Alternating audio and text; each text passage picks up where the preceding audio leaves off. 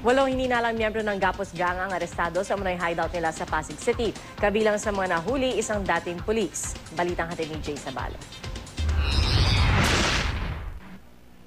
Matapos sa mahigit isang buwang paniniktik, sinalakay ng SWAT contingent ng Eastern Police District ang bahay na ito sa Maray Kanyugan sa Pasig City. Ito'y hideout umano ng mga miyembro ng Gapos Gang. Ang modus ng grupo, nanlolob sa mga bahay o gusali at itinatali ang mga biktima bago pagnakawan. Minsan, sinusunog pa o binabaril umano ang mga biktima. Sa Metro Manila at mga karating probinsya ng bibiktima ang grupo. Madalas daw tanghali hanggang alas 5:30 ng hapon kung kailan walang tao sa mga bahay o di kay kasambahay lang ang naiwan.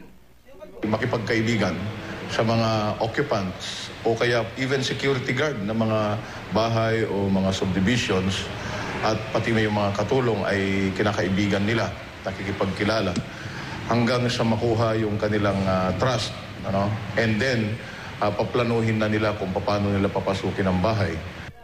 Arestado sa raid ang 8 sospek, kabilang isang dating pulis na nasibak sa tungkulin. Na-recover sa kanila ang isang replika ng M16 rifle, kalibre 38 baril, ilang replika ng kalibre 45, granada at patalim. May nakumpiska ring bolt cutter, putol na padlock, pangsungkit at ilang gadget na bineberipika kung nakaw. Nakuha rin sa raid ang ilang sachet ng hinihinalang shabu at ilang drug paraphernalia na tinatayang nagkakahalaga ng 150,000 piso. Maliban sa akyat bahay, maliban sa pagnanakaw, ang grupo na ito ay involved sa drug peddling. Bago sila pupunta sa kanilang target na nakawan, ay magsasyabu muna sila. Ang mga sospek, dati nang naharap sa patong-patong na kaso at ilan pa nga sa kanila na convict na. Pero ang mga sospek, todo tanggi sa paratang sa kanila. Wala pa namang bilib, wala akong alam sa binibintan. Wala akong, nasa baba nga ako eh.